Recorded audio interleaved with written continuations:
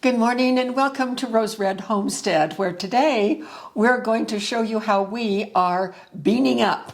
Well, what does that mean?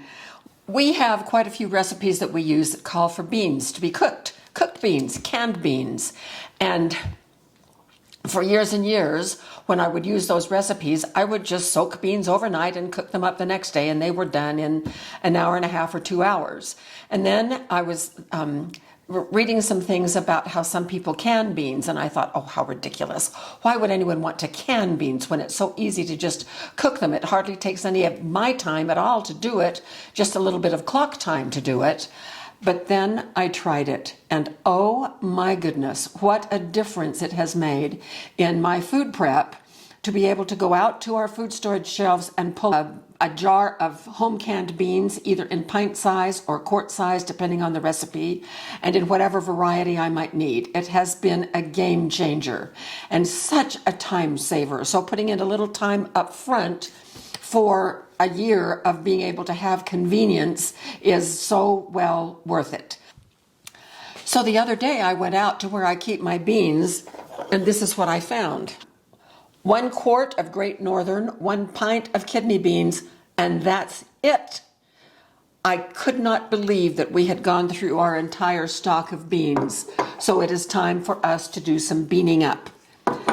Now, this video today will be an excellent video for those of you who have either never canned beans or would like to learn how to do it, or would like to know a way that you will never read about in the USDA materials for how you can combine varieties of beans in the same batch. It will also be a great refresher for those of you who also would like to review your skills.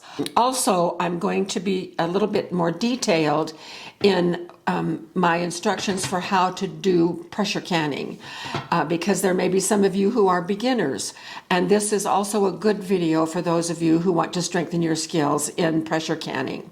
The reason that we pressure can beans is because they are a low acid food. Low acid foods are susceptible to botulism. The spores of botulism are pretty much everywhere. If we ingest the spores, it doesn't hurt us at all. But if the spores get into a jar of beans, for instance, then what they are going to do is turn vegetative, which means they come out of that spore stage, they become vegetative, they eat, they reproduce, and they produce that deadly, deadly toxin.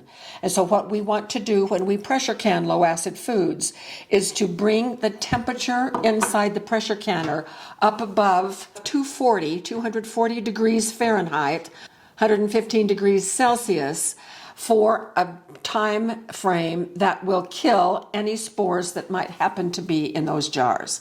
And so we want to do things safely and correctly according to the USDA guidelines.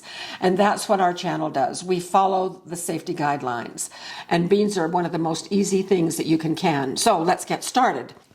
Now I'm going to do what I hope will be almost a full canner of pints of beans. Jim and I are to the point where when we follow a recipe, we usually cut recipes in half because we don't want to have a lot of leftovers unless we can freeze them and put them in our level 1 food storage out in the freezer. So we mostly now use pints of beans. So what happens if I need a quart? I'll just get 2 pints. So we like a variety of beans. And today what we're going to can in the single batch is pints of 4 different varieties. So this is what pinto beans look like dry. These have been soaked overnight, and so you can see the difference in size and color there. So we're going to look at all of the beans this way. These are Jacob's cattle beans. I just discovered these not too long ago, and I love them. They are just, look how delightfully colored they are. They are a type of kidney bean. So here they are now as they are hydrated, and they're probably going to lose even this mottling after cooking, and they will pretty much all be sort of pink. I think, we'll see. This is actually the first time I have canned Jacob's cattle beans. I have just cooked them from scratch. So there we have those. These are Great Northern. I use Great Northern for a lot of things. They are very creamy, wonderful beans. So here they are, hydrated. Do you see why it's such a change? If you soak them overnight, they have imbibed a whole lot of water, which is starting to make them soft, and that is what we want before we can them. The canning times on beans are based on the fact that they have been hydrated previous to canning and they have been pre-cooked, which we will get to. So these are garbanzo beans. There is the difference right there. It is critically important to hydrate the beans before we start. And there are two ways to do that. I've soaked these overnight. To me, that is the easiest way. But what if you wake up in the morning and you decide that day, well, I want to can some beans? And the other way that you can do it is to, you sort through and rinse the beans like always. And then you put them in a pot and you turn them on and get them to a boil. You boil them for about 1 or 2 minutes. Then you turn the heat off and let them sit for an hour. And that brings them to the point where we are right here with these soaked beans. Now I'm going to take just a second and clear the deck a little bit, and we'll be right back. First thing I want to do is take just a minute and tell you about my canner. This is not a fancy or super expensive pressure canner. I've been canning for, well, I'm 81 years old and I have been canning since I was about 15. So you do the math and you will find out how long I have been canning. And I have always used pressure canners by Presto. And they have just, this is probably my 4th canner. I just literally wear them out because I can so much. And I have a brand new one in a box out in our food storage just so I have a backup in case. But it is a fine brand. So this size of a canner is a 23 quart. Now that doesn't mean it holds 23 quarts of canned food. What it means is if you poured water in it, it would hold 23 quarts of water. That's its volume. It also comes in a 16 quart volume. The 16 and the 23 quart canners will hold 7 quarts, like the quart of beans that I showed you, 7 quarts of canned goods. The advantage of the taller version, the 23 quart, is that you can purchase an extra rack. It comes with 1 rack. So I can put, I think, 8 or 9 pints on the bottom, and then I can put this on the top of those pints and stack another 8 or 9 right here. And so it will do a double layer of pints, and that is exactly what we're going to be doing today.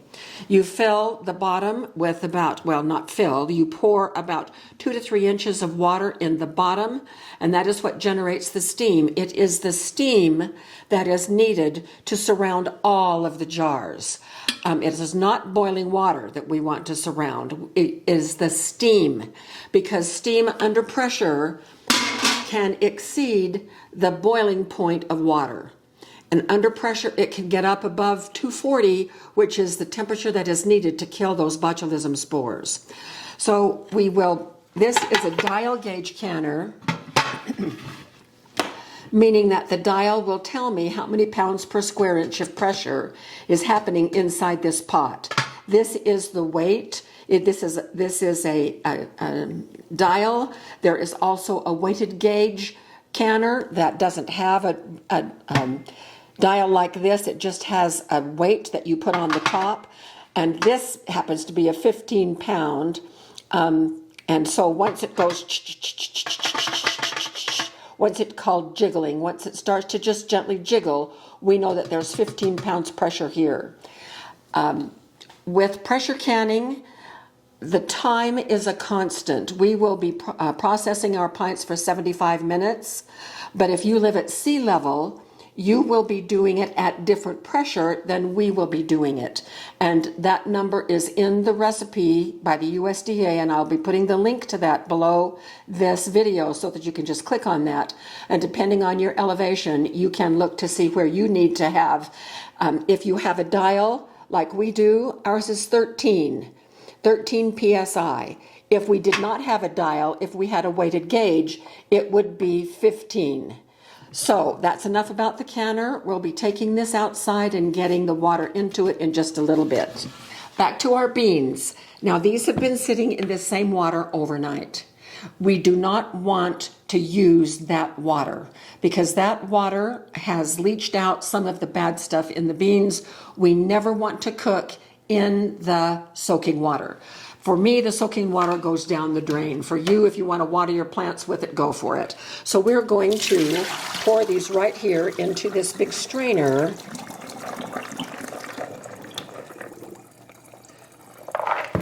And I'm going to rinse them, get all of that soaking water off.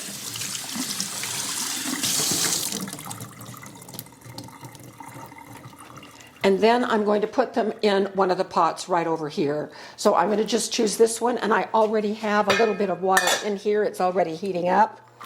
So that's going to go in. And then I'll do the other part of this.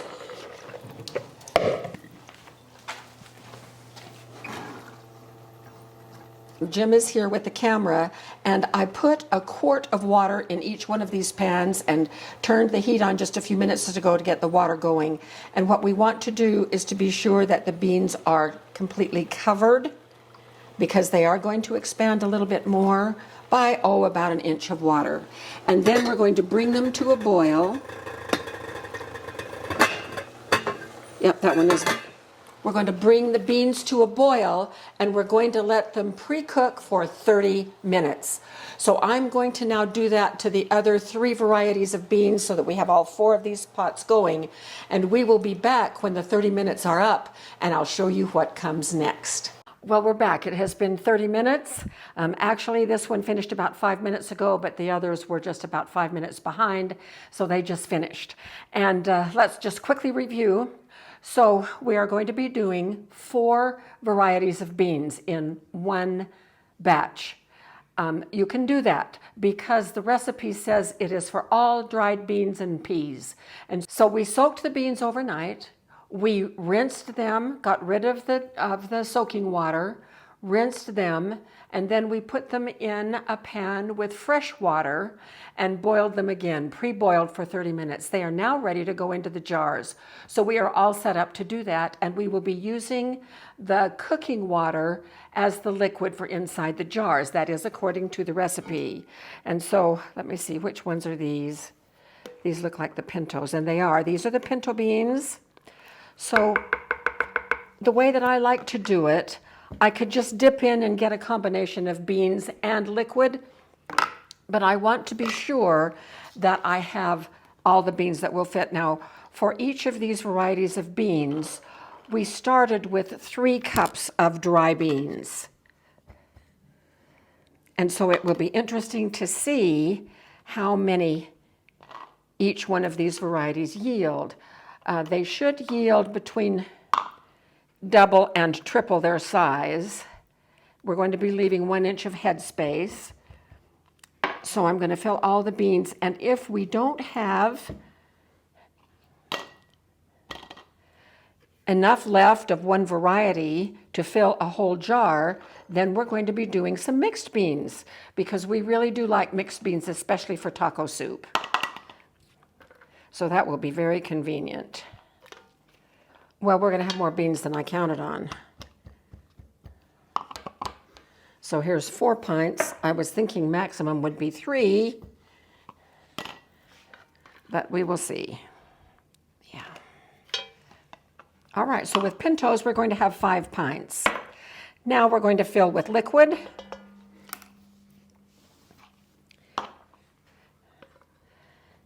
Up to the 1 inch line. Leaving 1 inch of head space. Now, the recipe says that we can add a half a teaspoon of salt per jar if we want to. I generally do not can with salt. I like to add whatever flavorings I'm going to add in terms of salt at the table or with the recipe. All right, next we are going to, I just use this little tool to check for air bubbles and release any air that might be down in the jar, because we don't want air pockets.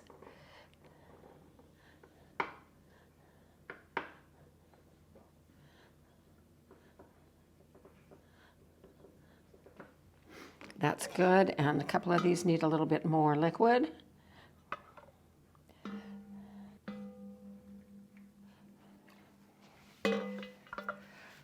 We have just a few beans left here. I'm going to move this off to the side. So I have checked all of these for air bubbles. Now I'm wiping off the rims. This is a paper towel just dampened with water because there's no fat here. I don't need to use vinegar. And then I'm going to place the lids.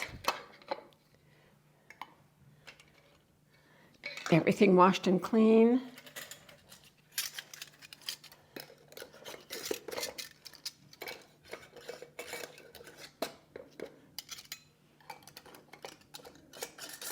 Just getting those started. Now ensuring they're finger tight and putting them in this rack to take outside. I do all of my pressure canning outside in that canner because my stovetop here is induction and my canner is aluminum, so it won't work. All right, so that is how we can those beans. Those are now ready to go into the canner. I'm quickly going to do the rest, and then we will meet you out at the canner when we're ready to load. We're out here on our screened-in porch. This is where my canning setup is. Jim built me this really nice windbreak, and then we've screened in the porch, so it's a lovely place to do canning, especially in the heat of summer, so we don't heat up our kitchen. Now, you may hear that the water is simmering. We have loaded the bottom level, and we have 2 on the top level, and we're going to have too many. So I got 8 down there. We'll get 8 up here. So these are the garbanzo beans.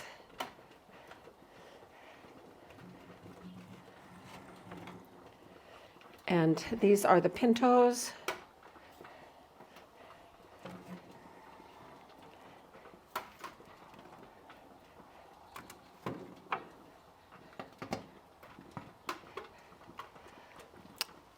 Two, 4, 6, 7. One more. All right, so there's 16. We are fully loaded. Now, what needs to happen next is that, well, we need to get the lid on.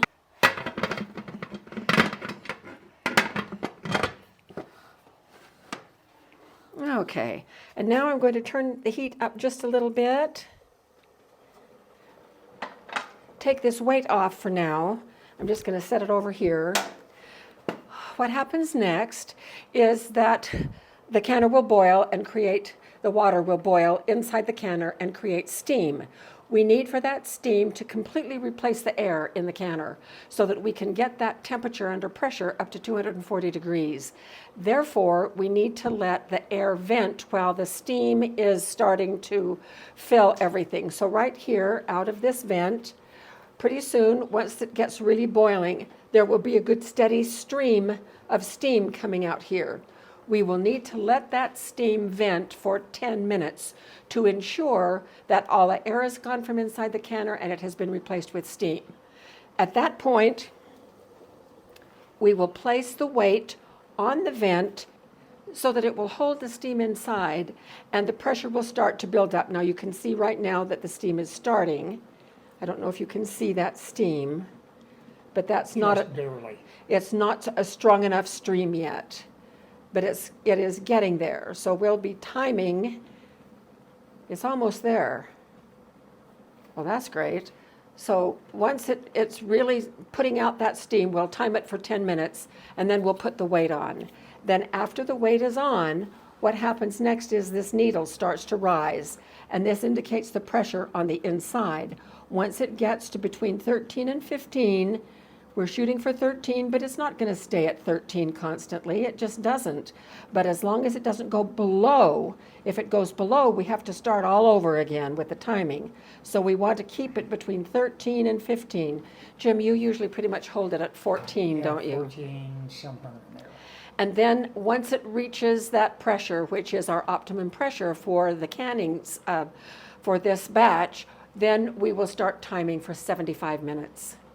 So I'll bring you out from time to time then we'll check on this. But then once our time of 75 minutes is done, we'll turn the heat off and we walk away from the canner. We don't touch it. We let it come down to normal pressure on its own, which takes about 45 minutes. Then and only then can we remove the jars. So we'll be bringing you along for a little bit on that process. Okay, so here's the steam. And that is enough steam to start timing. So it's straight up 11 o'clock, Jim, so at 10 after 11, we can come out and put the weight on. All right. Now, in terms of these other three that did not fit, and we have 1 pint of mixed beans right here, I'm going to be doing those in my Nesco electric canner. But that is a process for a different video, so I'm not going to show that. We'll just show the results when we get all of them out. We have a total of, let's see, 16 in the canner and 3 here, so we have a total of 19 pints. So that's a great yield. So we will see you very soon. So it has been 10 minutes and I'm trying to shoot this at such an angle that you can see that good stream of steam right there. So it's time for us to put the weight on. So I'm just going to reach my hand over there and do it. And you see that the needle is already starting to rise. What has to happen on my canner is that the airlock needs to pop up, which it has, and then this needle has to come around to 13. Once it gets to 13, then we'll start our timing, and we will be back when we are ready to take them out. All right, our time is done. They have been processing, they have processed for 75 minutes, and now the canner is all the way down. My airlock is down. We're going to test right now. Yep, the pressure is completely gone. So we can now safely open the lid, always away from us. And let's see what we've got. Oh, the beans look nice. Beautiful beans.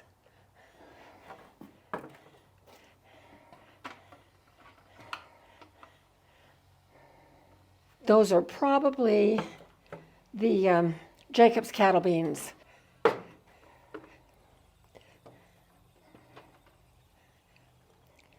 So we got 5 pints from 2 of the varieties and 4 pints from the other 2 varieties, and then we had that 1 pint of the mixed beans.